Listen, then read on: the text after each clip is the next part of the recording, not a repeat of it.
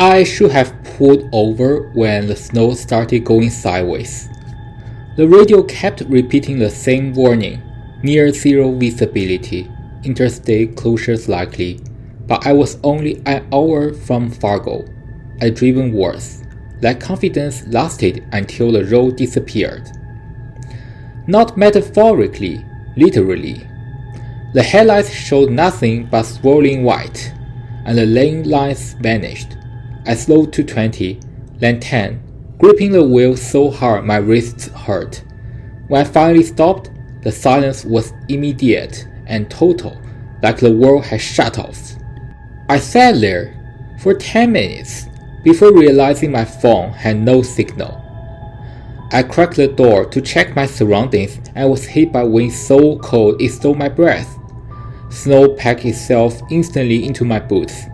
I couldn't see the guardrail I knew was there, lest when I noticed footprints, fresh ones, cutting across the road ahead of me. They were from the storm. They were deep, deliberate, and recent.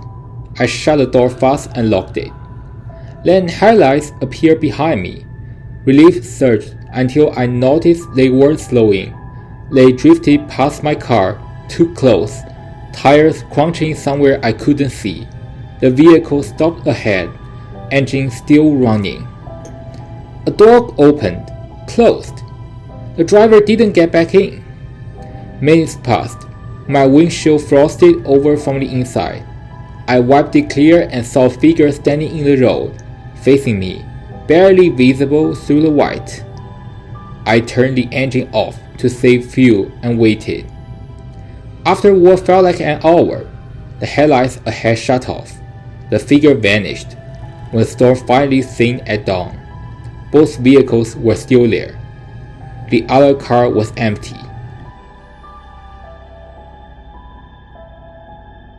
Everyone in town said the lake was safe.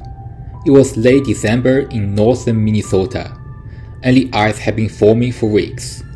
I'd grown up here, knew the sun's ice mix, knew how to test it with my heel. I'd crossed that lake 100 times. Halfway across, I heard it. A low, wet crack, too deep, too slow. I froze. That was my mistake.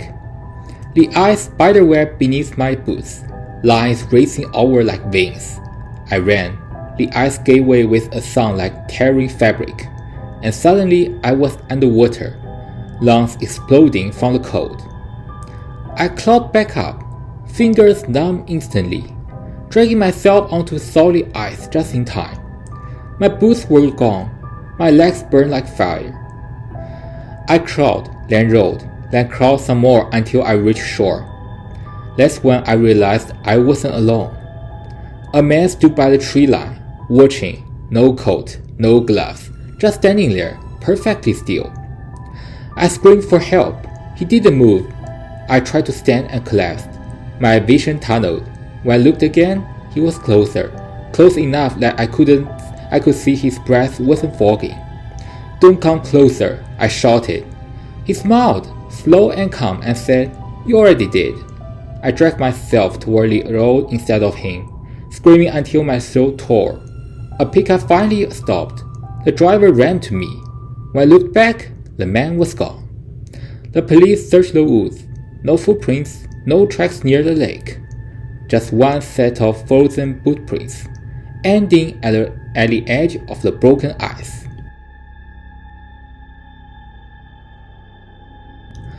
The listing said remote winter cabin, no neighbors, complete privacy. That should have been the red flag. I arrived just before dark. The dirt road barely passable under snow. The cabin looked untouched.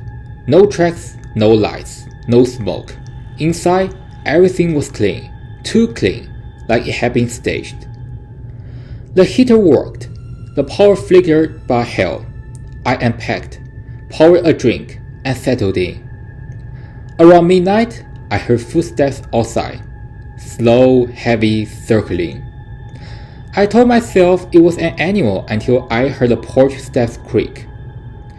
A shadow passed the window, tall, upright. I didn't move. I didn't breathe. The handle rattled once, twice, then stopped. I stayed awake until morning, shotgun across my lap, heart pounding. At dawn, I checked outside. No tracks, fresh snow untouched. I was packing to leave when I noticed the basement door. It was unlocked. The stairs led down into a concrete room warmer than the rest of the cabin. A cot sat in the corner, a propane heater, food wrappers, a radio tuned to the same station I'd listened to all night. Someone had been there, listening, waiting. I left everything behind and drove straight to town. The sheriff stared at the address and said, "That cabin's not for rent in winter." Then he asked how long I'd been there. When I told him, he nodded and said, "You are lucky." He wouldn't explain why.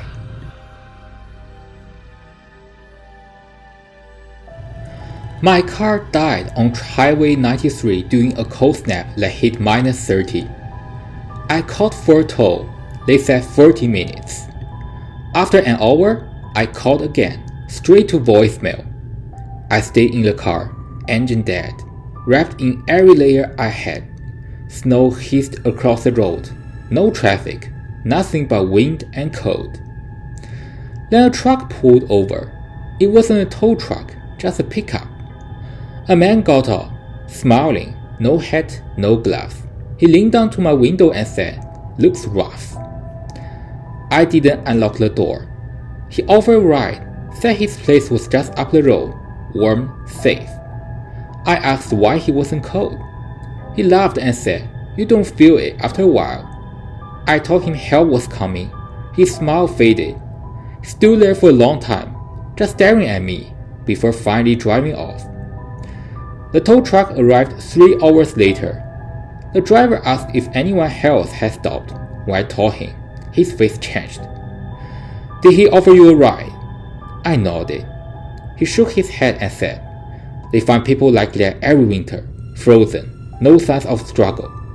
Then he added quietly, "Some of them aren't from accidents."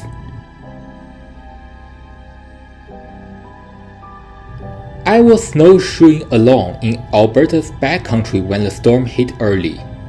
Visibility dropped fast. I turned back toward the trailhead, following my own tracks, or so I thought. After 10 minutes, something felt wrong. The stride length was off, the angle too sharp, these weren't mine. I stopped, listened. Wind, trees, nothing else. I should have backtracked then. Instead, I followed prints, convinced they'd lead somewhere safer. They led to a clearing. A car sat there, half buried in snow, engine cold, driver's door open, no footprints leading away. That's when I heard breathing behind me. I turned. A man stood 10 feet away, snow crusty on his beard, eyes red and unfocused. He held a flare gun. "Found dead," he said.